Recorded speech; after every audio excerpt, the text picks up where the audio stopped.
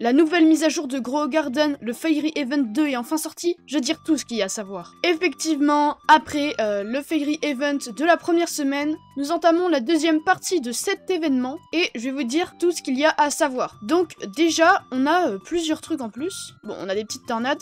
Donc toutes les 30 minutes, donc avant le Fairy Event, nous avons un Fairy Ring qui spawn à un endroit un peu aléatoire sur la map. Et du coup, c'est un espèce de portail qui va nous emmener dans un monde qu'on va utiliser tout de suite. Donc, on arrive dans une toute nouvelle zone, donc je pense en profondeur. Et on a plein de nouveaux trucs, ce qui est trop bien. On va se dépêcher parce ça dure que 10 minutes à chaque fois. Donc on a plein d'autres trucs. Donc déjà, nous avons le Fairy Jar Submitted, donc on peut lui parler. Et on va pouvoir avoir un tout nouveau shop juste ici, donc avec plein de trucs, donc un Enchanted Chest, un Luminous Wand, Mutation Spray Luminous et Luminous Sprite. Et comme vous pouvez le voir, et bah c'est unlocked et c'est écrit catch 50 fairy to unlock. Donc comment on fait, vous allez me dire? Et bah c'est très simple. Déjà vous pouvez voir qu'on peut submit des fairy jars. Les fairy jars pour avoir, c'est très simple, vous avez qu'à craft un fairy net dans l'autre monde. Donc je vais vous montrer.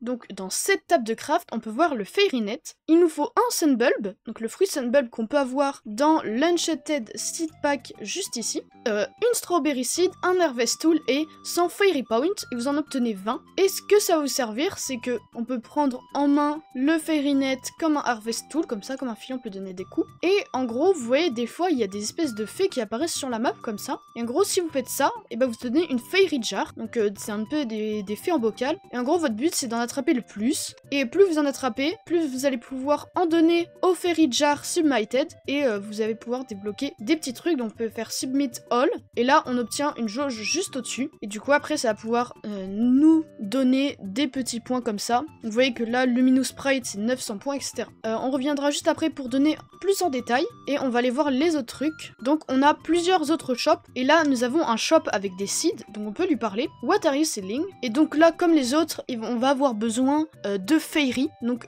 si vous en submit au Fairy Jar Submitted, ça va marcher aussi. Et du coup, on obtient un Enchanted Seed Pack, un Pixie Fern et un Untold Bell. Ensuite, nous avons le petit shop de cosmétiques, juste ici. What are you selling? Donc il vend un Enchanted Crate avec des nouveaux trucs, donc le Fairy Stand, Fairy Chair, etc. Comme on avait vu dans l'autre mise à jour. Une toute nouvelle crate, la Glimmering Crate. Donc la Fairy Statue que je trouve assez stylée, etc. Ouais, c'est vraiment tout ce qui est pour les cosmétiques et une Wisp Well qui va être utile pour la suite, vous allez voir. Et pour finir, nous avons le shop des pets, ça juste ici. On peut lui parler. What are you selling? Et en gros, on va pouvoir acheter tout ce qui est en rapport avec les pets. Donc nous avons le Enchanted Egg qu'on a vu dans la mise à jour d'avant, la Wisp, la Drake et la Pet Shard Glimmering. Donc on va pouvoir passer aux explications. Donc, on va commencer avec les pets. What are you selling? Donc la Wisp, qu'est-ce qu'elle va faire? En gros, quand vous posez la Wisp dans votre jardin, et bah si dans votre jardin vous avez le cosmétique, donc Wisp Well qu'on a vu juste avant, et bah la Wisp va donner à tous les pets actifs un boost de 0,45 XP par seconde. Donc c'est une bonne alternative au Howl, je trouve. Et c'est franchement pas mal pour up vos pets. Ensuite, nous avons le Drake, qui est un mythical. Et ce qu'il va faire, c'est que si vous avez un cooking pot en marche, donc qui est en train de cuisiner une chose, il va accélérer le temps de cuisson de 11%. Et ensuite, nous avons le Pet Shard Glimmering pour obtenir la mutation Glimmering sur un pet. Et en gros, bah, tout un certain nombre de minutes, il va mettre la mutation Glimmering. Ce qui est bien, c'est que dans ce monde, vous avez beaucoup de fairies comme ça.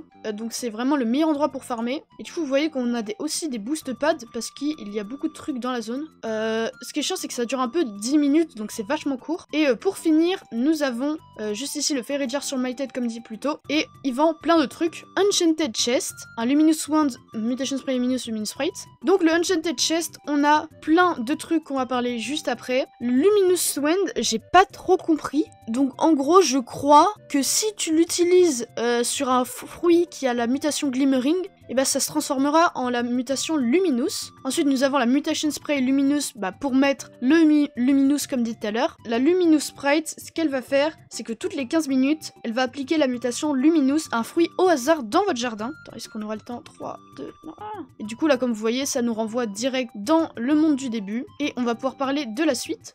Juste avant, nous avons une toute nouvelle partie dans le Garden Guide. Effectivement, après le Core Plant et le Core Pet, nous avons les mini achievements. Donc, donc ça va pas que être sur le Fairy. Mais pour l'instant il y a Fairy Event Achievement, donc je pense qu'à chaque event il y aura des mini achievements. Et en gros on aura tout ce qui est en rapport avec les events. Et en récompense finale nous avons 5 Enchanted Chests, une Pet Shirt Luminous, une Wish Fountain. Du coup on passe à la zone du milieu. Donc qu'est-ce que nous avons? Nous avons 3 trucs en plus je crois. En premier nous avons la Fairy Genius. Donc en gros on va pouvoir lui poser des questions. Là c'est vraiment pour savoir le nombre de fairies que tu as capturé et comment rentrer dans le monde des fées. Donc là c'est écrit qu'il apparaît 30 minutes après l'event, donc c'est-à-dire toutes les heures aussi. Et du coup il apparaît toutes les genre 14h30, 15h30, etc.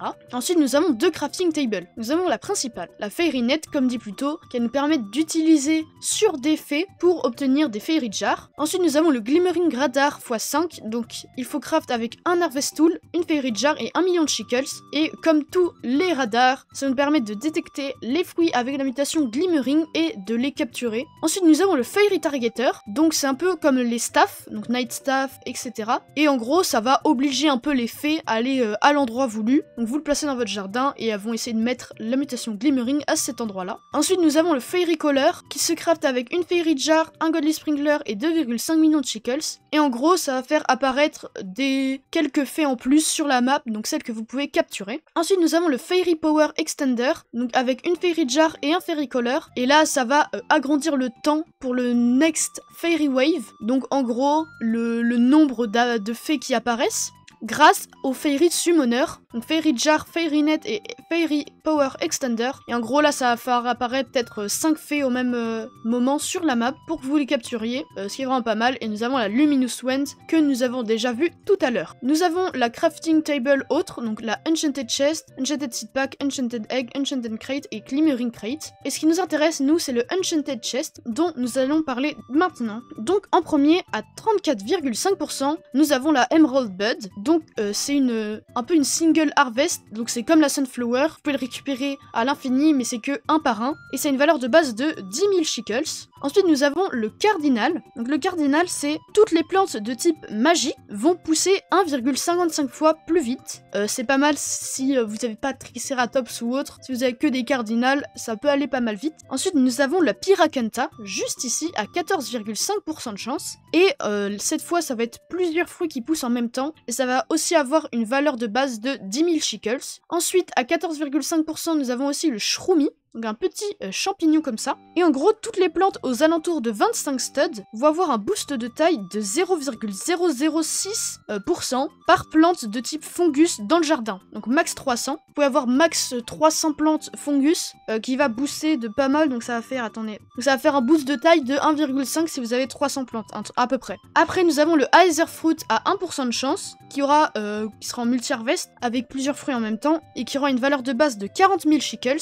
Et pour finir, à 1% de chance, nous avons le Phoenix, donc les pets qui sortent de la machine Mutation, donc juste là-bas, vous avez mis votre pet, c'est fini, vous le prenez, il obtient sa mutation, et il aura un boost d'âge de entre 1 et 5 ans, donc comme l'autruche, entre guillemets, donc si vous le reprenez, au lieu qu'il soit âge 1, il sera peut-être âge 5. Et toutes les 6,4 minutes, il va voler vers 4,20 fruits, et appliquer la mutation Flamme, et donc c'est une toute nouvelle mutation, et les fruits sur son chemin ont 20% de chance d'avoir aussi la mutation Flamme. Donc franchement c'est pas mal. J'espère que la vidéo vous a plu. N'hésitez pas à vous abonner, à liker et à commenter. C'était Noxymon. Goodbye.